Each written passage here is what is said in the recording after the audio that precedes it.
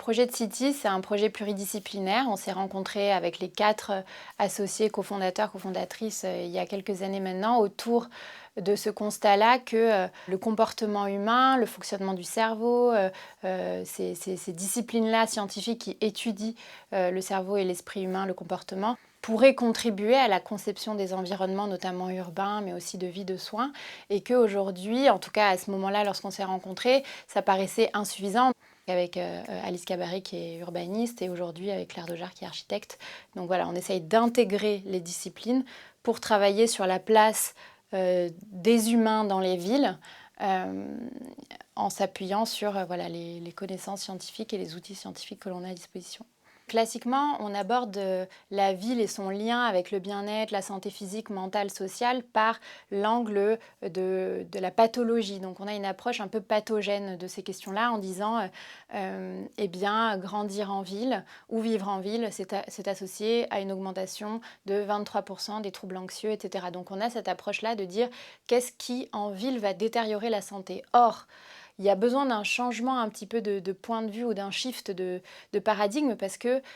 dans le contexte dans lequel on vit, de la crise climatique, etc., on sait que ce sont des villes que doivent venir les solutions néanmoins. On doit faire la ville sur la ville, on doit arrêter d'artificialiser les sols, etc. Donc les villes sont des territoires de solutions et il y en a déjà évidemment plein qui s'y trouvent, qui s'y déroulent. La ville est associée à tout un tas de bénéfices aussi pour les individus, d'accessibilité, d'interaction sociale, etc. Et donc, il y a un peu un renversement de l'approche qui est d'avoir une approche salutogène en fait de la ville, de s'intéresser à la salutogénèse urbaine, c'est-à-dire qu'est-ce qui va produire la santé, qu'est-ce qui est une ressource qui va permettre aux individus justement de développer leur santé et par ce biais-là de résister aux stress qui sont inhérents aux environnements urbains, qui sont des stress sensoriels, la pollution sonore, la pollution lumineuse, des stress en matière de mode de vie, etc., d'éloignement à la nature. Donc voilà, l'approche salutogène de la ville, c'est se dire, c'est étudier ce qui produit la santé pour être sûr que lorsqu'on va transformer la ville, la rénover, etc., préserver, voire développer ce qui produit la santé. Et ça peut être le lien social, l'accès à la nature, l'accès visuel au ciel.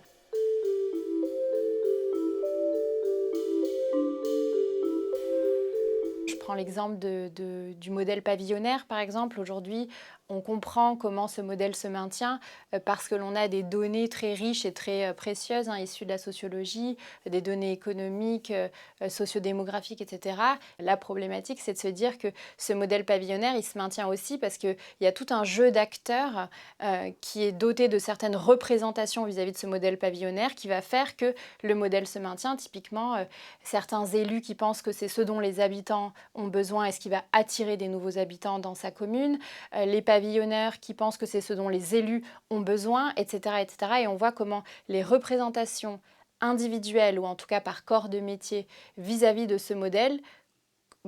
font que ce modèle persiste. Donc là, le projet qu'on a mené avec la DDTM de la Seine-Maritime, c'était de se dire, en fait, cette question du modèle pavillonnaire et donc de l'artificialisation des sols qui est associée, est-ce qu'on peut le re-questionner en se posant la question de ce dont les habitants notamment et les individus ont besoin, ce qu'ils recherchent dans leur logement. Mais on va travailler aussi sur des projets assez différents qui vont avoir pour objectif de donner une place certaine à l'individu dans la conception de l'environnement.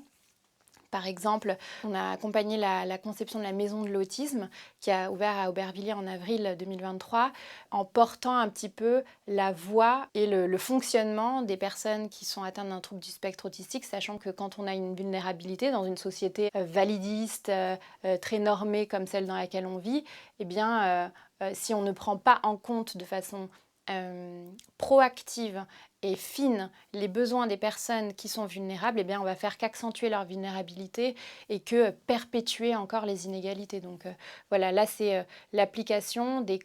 la connaissance du fonctionnement de l'humain à la conception des espaces.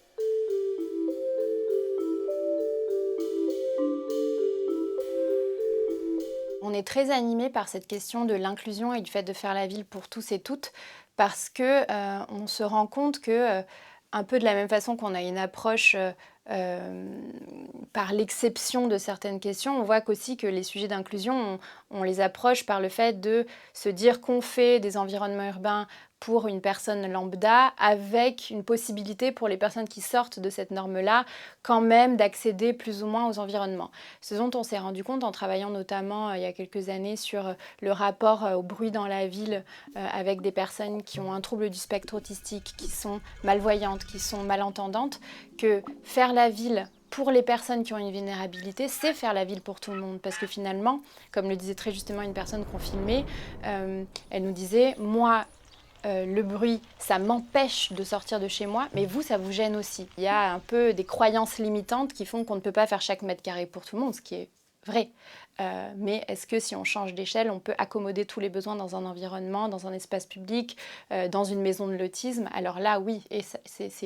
ce postulat-là qui ouvre vraiment la discussion.